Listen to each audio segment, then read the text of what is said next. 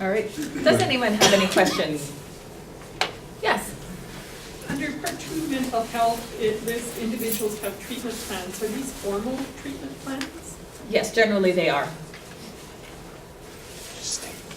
Oh, sorry. Thank I'm you. not supposed to move. You're not supposed to move, sorry. Anyone else have questions? So the expectation around the treatment plans would be that they were signed off by a psychiatrist? Generally, yeah. Okay. Yeah.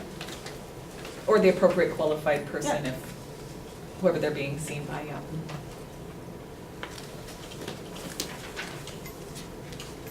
If an organization has gone, or has accreditation, Canada accreditation, do they still need to do this CET?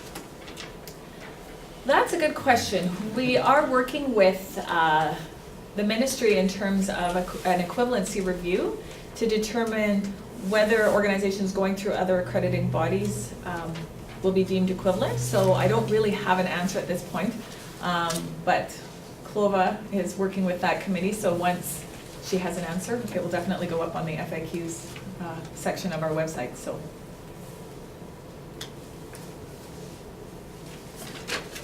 Yes? Is there an electronic version of the manual, or do you still need to purchase the hard copy? There is an electronic, there's two versions of the electronic version. There is a server version, which is basically a PDF format that can go on your server, and so everybody can access, and it is printable. We do sell dividers to make it look like a manual. We also have a digital version, which is a lot cheaper, but it is downloaded to a specific email address and to that computer only. So it really is dependent. Some smaller organizations really find the benefit of that because they really only need one copy because it's only one person. So, but that one is printable as well.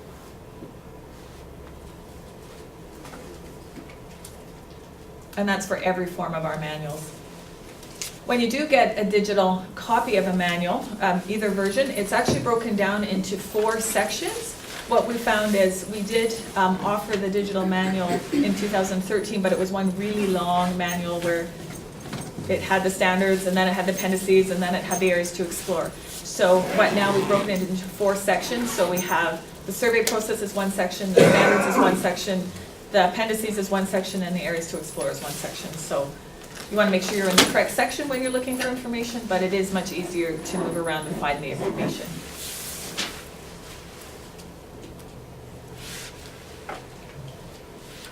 Yes? Can you just repeat, what was the mandatory training for respite that you'd said? First aid and? Working alone protocol. And then any individual specific training that might be identified.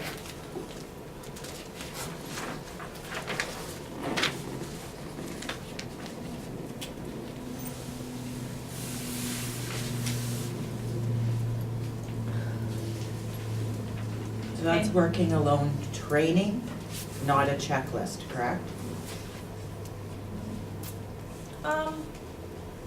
I guess if you're incorporating that checklist into this is what Into I the need to training. go through with you, yeah, then Right. that would work. Okay. Thank you. Yes? So on the training, when you mentioned that the checklist is not enough, would you like now to see when somebody, when the would you like to see the tests of the individual that they passed? Do we need to keep those in the file?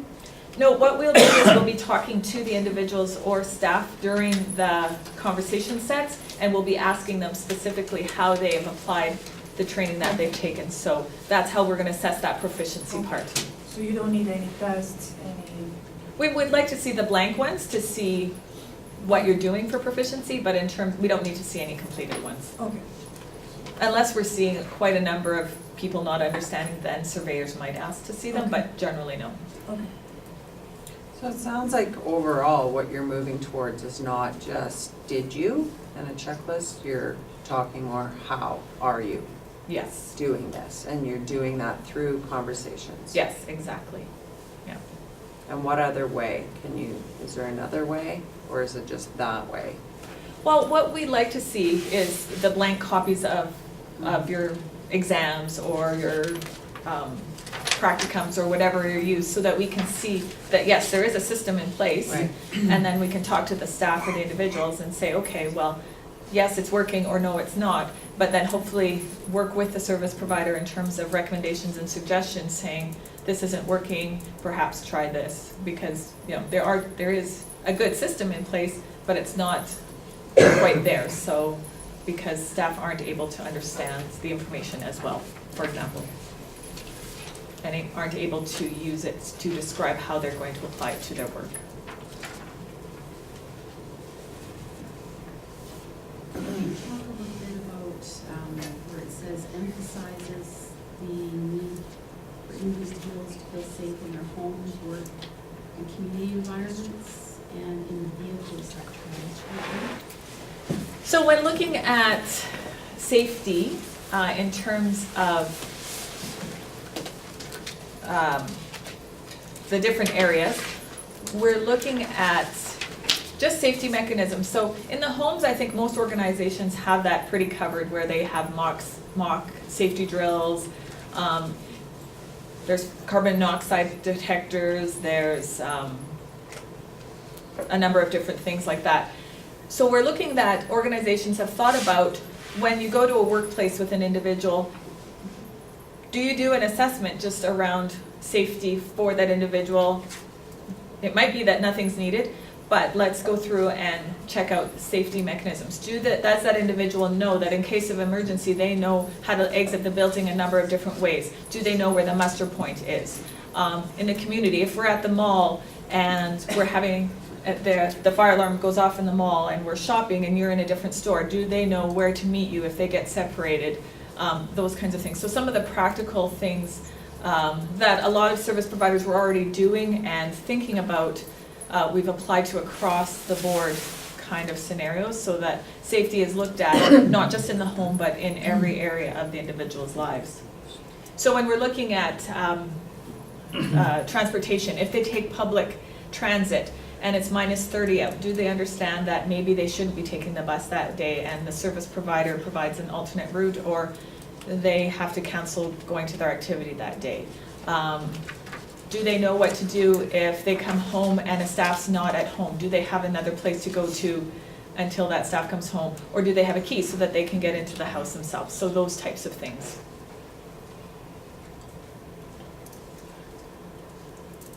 It is dependent on the level of the individual as well. So when the individuals are transported in the staff's vehicles, what would you be looking for? That there are, what are they called? Like those little kits, I know that a lot of organizations have, like that first aid kit, or like an emergency kit, just in case, especially for the rural areas. They're really good at ensuring they have a blanket and a little kit in terms of, especially in the winter, and having protocols around when to travel and not to travel. So if an individual is having a bad day and they have to go in a staff's vehicle, maybe they sit in the back seat that day, or maybe you don't travel with them that day, that kind of thing. So it's more about just protocols around safe, so that driver is not distracted. So there would be a protocol, a written protocol almost in place, so if the individual had behaviors, that there's a certain way that you would transport them if you were taking them in the Yeah, exactly. Not necessarily for everyone, but if that's been identified as a concern, yeah. Just when you're talking about, you know, when I asked about conversations, with English as a second language, individual, like staff, and the surveyors asking questions, I could foresee some issues with that. And actually, that's a good point. Something I actually forgot to mention is that our tools have been all redone into plain language for both the individuals and staff, in terms of, for that reason, because sometimes the examples that we have typically used as surveyors might go right over their heads, and Or the acronyms, Or or yeah. whatever. exactly. So we have someone who specializes in plain language actually breaking them down into plain language, so both sets. As well, we're doing surveyor training in March, I believe. I'm gonna make that up even if that's not true, Sheila. And it is March. And there'll be some surveyor training, and we're gonna spend a lot of time with those tools in terms of how to re-ask the question if it's not quite understood, or instead of just, they gave a blank stare and said no, okay, well, they don't know. Let's investigate that, and what's that gonna look like a bit more thoroughly, I guess. Okay, that's good.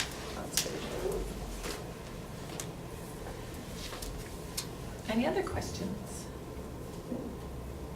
The one part when you were talking about one-to-one conversations as opposed to group conversations, what if a group of individuals, that's what they want to do, they want to have a group conversation? Like the individuals receiving service want to sit in a group of 6 or whatever and just have, they don't want to do one-to-one. Well, we could try and accommodate that.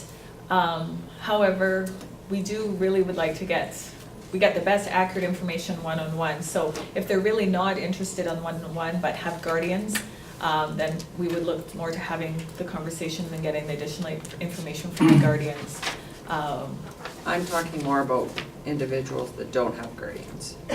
Like they live independently and they would rather sit with their group of peers and answer questions than one-to-one.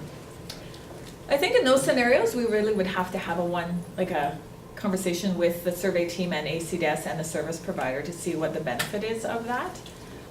Because we really would like to have those individual, independent conversations. So we would really like to know like the rationale and how we can still get the information we need. So because as well, our surveyors, we train them on how to have individual conversations. We don't train them on how to facilitate a group conversation. And if someone dominates, how do you bring the conversation back in? Or if it just goes off the rails with some sort of discussion, how to bring that back in. We don't train our surveyors on that, so it would really have to be a specific conversation with ACDS, the organization, and the survey team on how to accommodate that if that's really what is requested. Okay.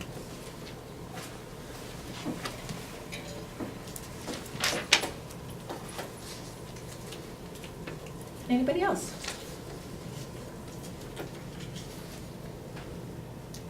Actually, another thing that I forgot to answer or address in my presentation here is around the training for staff for the adult standards.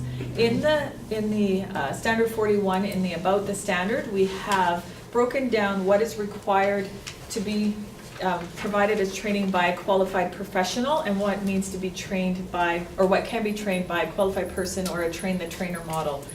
And so we've outlined that, and then in the appendices we've listed a whole list of the other training that we've seen in final reports, talking to service providers and that kind of thing, that might be of benefit to take or offer to the staff. So it's not an exhaustive list, but we have broken it down into that way just to help service providers know, because a question we get asked quite often is this training something that we can offer, and train the train model, or can we offer it in a different way? And so we've outlined which training can be done in that scenario versus what needs to be done by a qualified professional.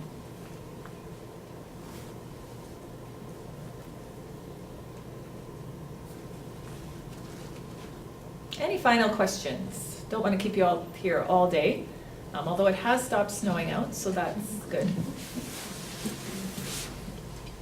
So again, you do have those cards on your chairs, so if you have other questions, you can write them on there, and there is a bucket outside here that you can leave them. In addition, on the back of the presentation, we have the Accred's email, so if you have questions after the fact, you can send it there and we will answer your questions. As well, we'll be around for a few minutes if you do have any other questions you want to ask just on a one-to-one basis. So thank you again for your time, and drive safe. Thank you.